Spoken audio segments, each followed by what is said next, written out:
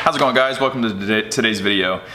Today's video is for Ryan. It's going to be on detox stuff. It says, "Hi Matt, I came across your video on YouTube when I was searching for Intros gel. Like you, I see a special doctor that specializes in integrative medicine. I deal with autoimmune and leaky gut issues. I noticed in your video the best binders for detox. You talk about chelation with heavy metals, but doing it in a certain way. In the video around the 640 mark, you talk about how when you take ALA, you get a cloudy head, anxiety, out-of-body experiences. This hit home for me because I experienced the same thing when I take certain supplements for detox / the brain, but never understood why I felt that way. And when you explained it, it could be because of the metals being broken up and moving through the body.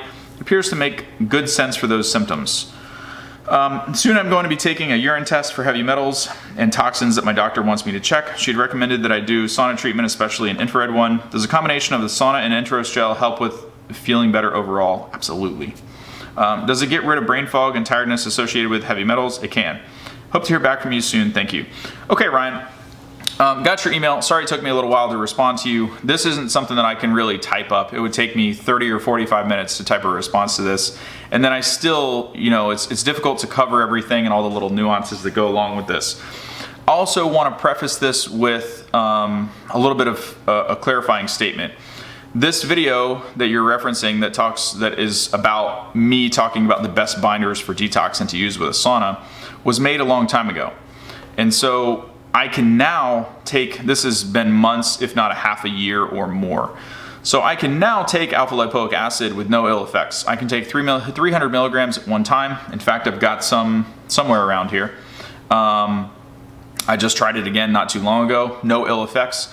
I personally attribute that to a lot more sauna use from the times that I made the previous videos and my personal health and state being better or in better condition now than when I first got started. When I was first seeing the functional medicine doctor and I was going through what it sounds like you're going through, that was the very first visit was June 2nd, 2017. So it's been a while. Today is June 17th, 2019. So it's been quite some time. What I would like to, let's see. So I also want to be really careful with what I say because a lot of times other people will come across this, or you could be in a unique situation or have other health problems that are compounding in your unique situation. But as a general rule, when you take alpha lipoic acid and you have not done prior detox of any kind, or you haven't at least given your body the optimal environment to detox itself, which would be, tons of sauna, tons of sweating, tons of maybe even like the salt bath therapy, really hot, detoxing clay salt baths. I can't think of the name for them. Some people even claim, the ionic foot baths or things like that. What I've noticed is that over time, when I've done this stuff and stacked it over like a year and a half, my overall body burden of heavy metals goes down. So then when I take things like alpha lipoic acid that cross the blood-brain barrier, if there are remnants of things and they get transported and they're not getting sucked up, or I don't take binders or whatever, I don't have the same ill effects that I used to have. And so I'm not a doctor, this isn't medical advice, I'm also not a scientist. Basically, my seat of the pants in layman's terms, what I think is happening is that as the overall body burden of toxicity goes down, you can handle things like that a lot better. And so when detox pathways, like let's back up 2.5 years when I was really feeling like shit. I didn't have amalgam fillings removed yet. I was having chronic, sinusitis all the time. I was having other inflammation. My hands were all broken out with eczema. I had tons and tons of allergies, fatigue. I was, feeling like I got hit by a truck when I woke up in the morning. Like things were just constantly going downhill, right? All that stuff has continued to improve. I still struggle with certain things, but nothing like back then. And so the way that I think about this is detox pathways were closed at one time, as they likely are when you get started. And so when you take something like alpha lipoic acid, it is not only just a chelator, but it's a chelator that crosses the blood-brain barrier. So if you have toxicity or if you have heavy metals stored in your fat tissues all around your body, you really want to do natural things, or especially things that don't cross the blood-brain barrier in the beginning, so that you can dump stuff and not perhaps have a relocation of toxicity. There's a better term for it. I can't think of the name of it. I think it's called like a redistribution of mercury or something like that. And all it means is that if your body your body's really intelligent, right? And it's doing the best that it can to take whatever toxins are in it and deal with them the best way that it knows how. There's a couple different ways that it can do that. The first primary way is to excrete them if it can. But if it knows that it can't excrete them, or if you're in poor health, or your detox pathways are closed, or you don't sweat, or if you have a leaky gut and things get recirculated all the time, because that's what happens, right? People jump into chelation, they don't address the leaky gut first, so then they start chelating, which means to pull out the heavy metals from where they're stored. They start recirculating these things, the body goes to excrete them, but you have a leaky gut, boom, then it's back into the bloodstream and it gets recirculated.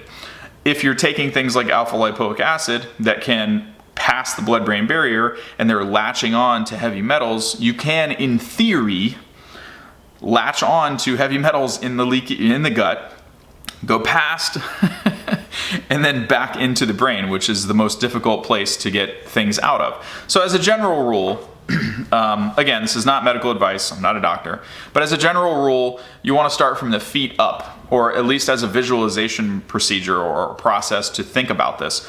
You want to give everything from the neck down a chance to cleanse itself, so that when you take things that are supposed to cleanse this and pull things out of the brain, there isn't an excess from here down, because then it's going to be very difficult for the body to get rid of that, and you run the risk of moving things around, or like a lot of the functional medicine doctors say, have a redistribution symptoms or something like that. Whatever. You can get all clever about how you explain it and have the terminology and medical blah blah blah, but at the end of the day, half the reason why people feel like shit is because they start doing chelation therapy, especially like urine challenge therapy, where they give you a super high dose and your body's not prepared to deal with that without doing any type of natural detox beforehand. And sometimes it sends people into overload. Sometimes people end up in the hospital. You got to be very careful with some of that. If your organs are stressed like mine were, or if your kidneys are stressed, especially if your liver is stressed, you gotta be really careful with those types of things. Now that I've prefaced that with all that mumbo jumbo, let's see if I can actually give you something that'll help you.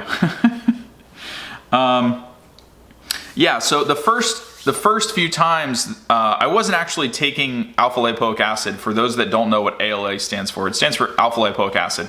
Ryan knows this because he's asking the question, but if you come across this on the video and you're not sure, that's what it is.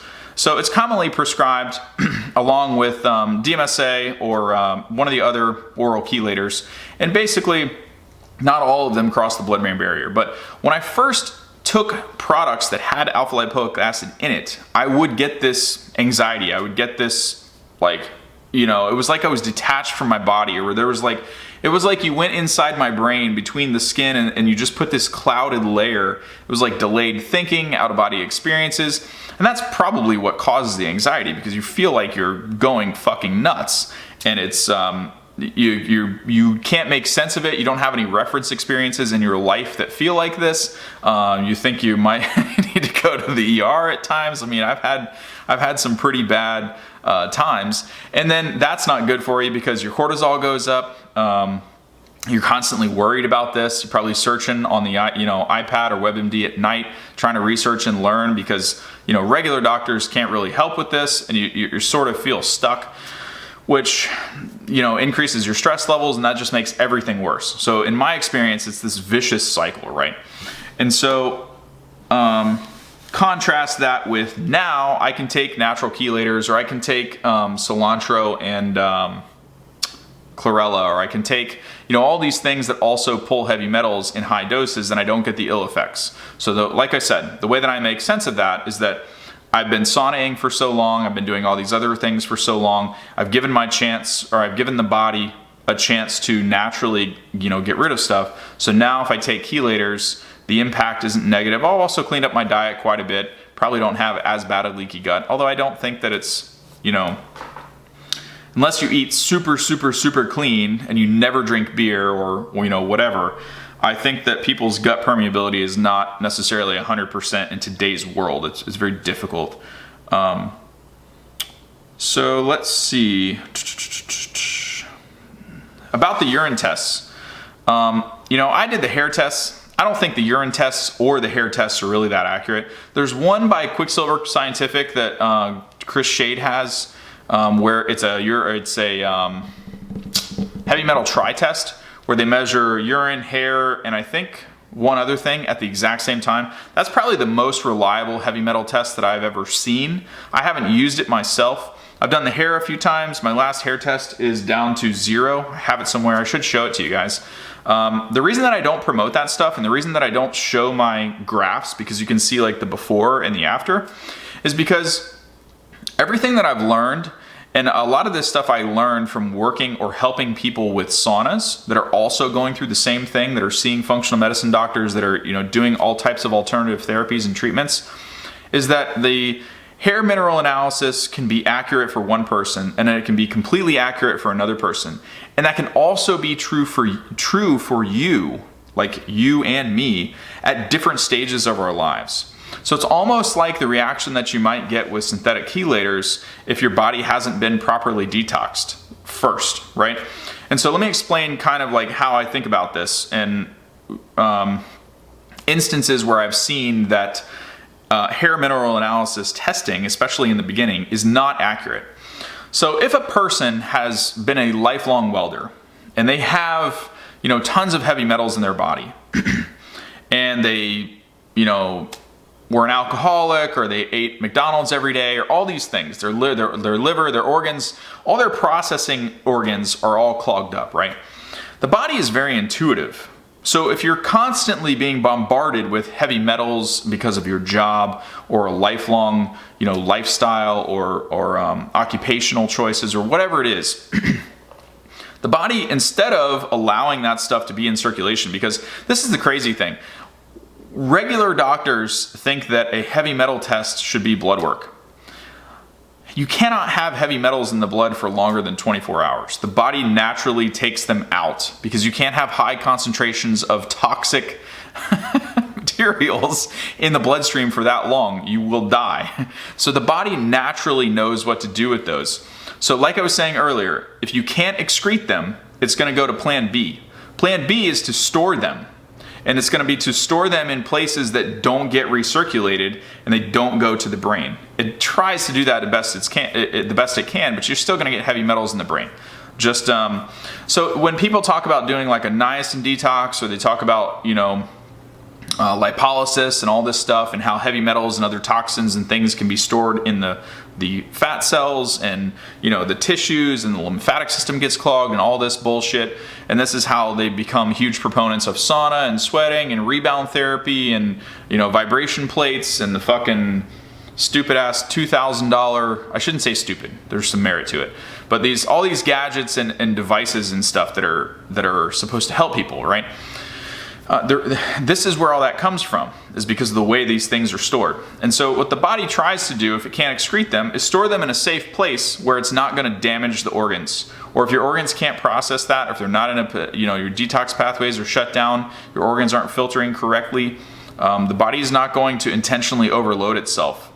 So what happens is, a lot of times when people that are in this situation begin to implement certain things, they're in a great deal of, I don't know if pain is the right word.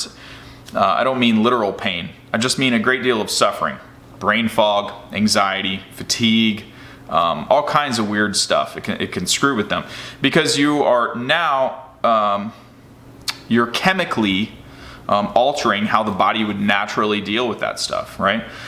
So, I'm getting way off track, but I want to make sure that this is comprehensive. I avoid talking about this stuff just for liability purposes, and I don't want to misguide anyone. And, you know, what I do for myself or what I believe about this stuff may not necessarily be right for everyone. And I don't want it to be like, you know, what I'm saying is gospel, or everyone should do what I do, or, you know, that no one should do synthetic chelation, because I'm not a huge fan of synthetic chelation when you can do other things first. Later, do all the synthetic chelation you want, you know. But if you're in poor health, I think there are other things that people should do, you know, to naturally try to, or not naturally, but create an environment of homeostasis for the body. Like, give it the best chance possible to deal with the stuff on its own. Get enough sunlight. Make sure your vitamin D and magnesium is on point. You can do hot detox clay baths. You can ingest clays. Things that are gentle and sort of like natural. The reason that you want to ingest clays or different types of binders, whether you have a sauna yet or not, is that they're going to flow through the intestinal tract and start to grab onto stuff ever so gently and just kind of grab them. Everyone wants it to happen overnight. It's not a 1 or 2 treatment kind of thing. But what I have found, you did say one other thing, I should answer it specifically. You said, does a combination of the sauna and Enteros gel help feeling better overall? Absolutely. So it's not just in myself, but tons and tons of people that I have helped get saunas or pick out saunas or helped with EMF stuff or just talked to them basically and said, hey, this has been my situation. A lot of people didn't necessarily get great results with just the sauna in the beginning. And it's probably because you can see the gist of this whole video could just be summed up with, we're stirring shit up. That is what's happening. Whether you're using, chelation or you're doing this or you're doing that, we're stirring stuff up, right? And when you stir stuff up and there's no binders and you have a leaky gut, you know what happens. So for a lot of people, just adding a binder makes a huge difference. And everyone wants to be all scientific about it, like you've got to time the fucking binder before and after your sauna session and blah, blah, blah, and all this. As a general rule, just doing it, even if you get it all wrong, helps people more often than not. And so, the reason that I'm being so long-winded about this is because I don't want to just say, yes, Enteros gel is the way to go for everybody. Enteros gel is silica-based. Silica has a high affinity for aluminum. So people that have had high levels of aluminum or have been into contact with that generally have a great experience with Enteros gel.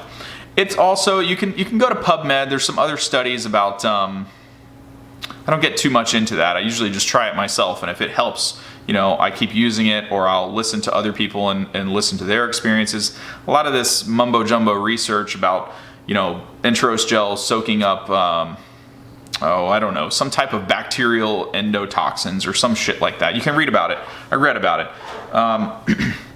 I never know if some of these studies are trying to discredit something's use or prove its worthiness. And a lot of times the study is testing the product on something that I'm not even using it for. That's why I get I'm like, yeah, whatever. It's $20. Give it to me. Let me try it.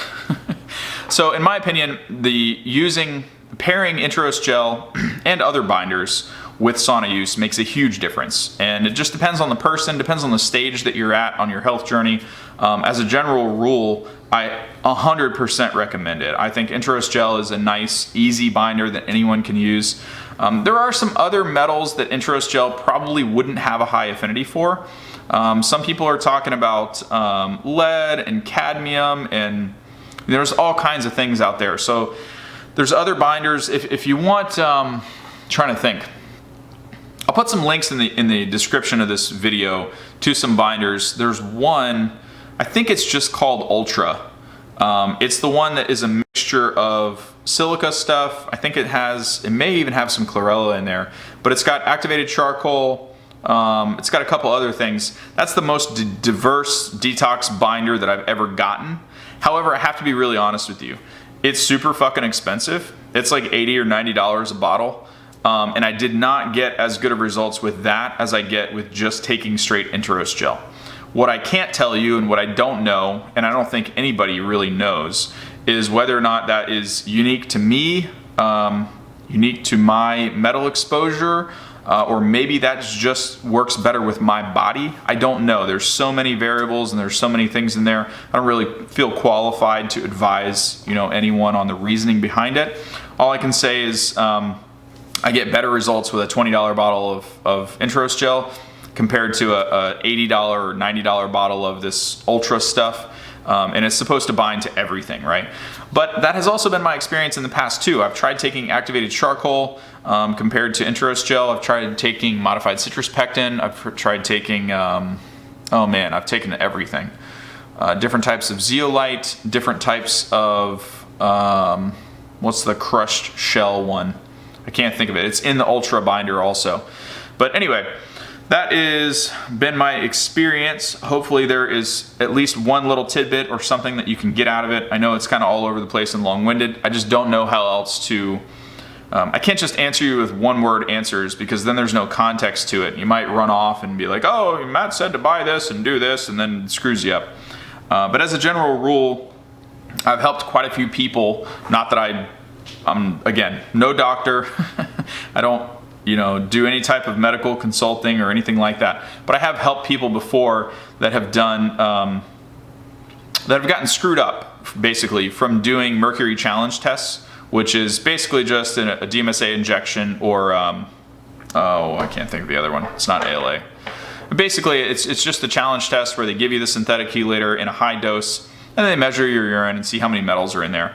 The problem with that, and the problem with why the hair tests and stuff like that can be inaccurate, is because if your body has a high body burden of toxicity and it's not currently detoxing, you could have tons of heavy metals and the hair test or the whatever is going to come back as low or nothing.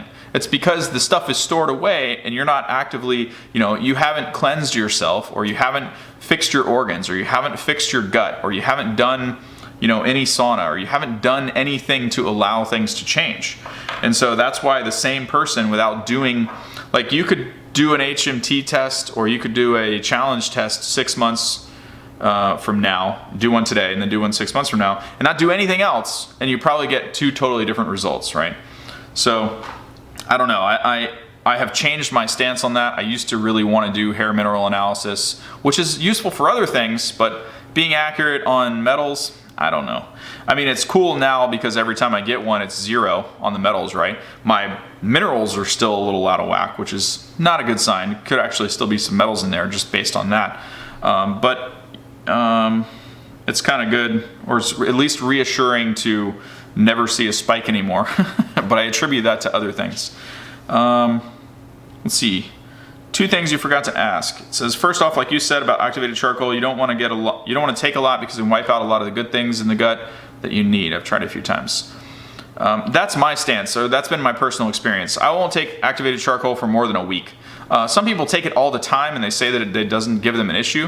But for me personally, that's just too much of an intestinal binder. I don't like that. Does the intro gel wipe out the good as well, or is it something you can take more often to clear out toxins and metals? I don't know the technical answer. For me personally, I can take it as much as I want, no ill effects. I think of it as a more gentle binder. It doesn't necessarily mess with regular gut bacteria as much as something else would. And it's a little bit gentler than, say, like bentonite clay or something like that. It's very clean, it's very subtle. I don't think people that I've recommended it to get the same constipation issues that they do sometimes if they take an overabundance of bentonite clay or activated charcoal. Again, do a little self-experimentation though. It's second thing I took was liposomal form of glutathione. Notice after that my head was very cloudy and I was out of it for most of the day. Do you think this links up with the ALA issues? Yeah. I mean, I've taken glutathione before, didn't really have any positive or negative effects at one time, and then after that, definitely had some negative effects. But again, it all goes back to everything else. Is your body detoxing? Have you given it the right homeostasis or the right environment to do its thing? Is there other stuff going on that's kind of getting in the way? Glutathione, if you take a shit ton of glutathione, you could also take NAC to naturally produce more glutathione. N-acetylcysteine, you might like that. But you want to research what happens when you have a ton of glutathione, what happens after that. And so if there's a weak link in your chain, right, because that's going to produce the desired result that you're looking for. But if there's a weak link in the chain after that, and there's no detox pathway for the stuff that can actually be excreted, or it's not going to work the way that you want it to, something else is probably the culprit. And so it would be impossible for me to know, but that's pretty much all I know about the binders as it pertains to your situation. Hopefully, like I said, I know this was all over the place, just off the cuff, just answering your question, but this would have been like an hour of me typing in an email. So hopefully there was one tidbit in there or something that helped somebody. Have a great day, guys.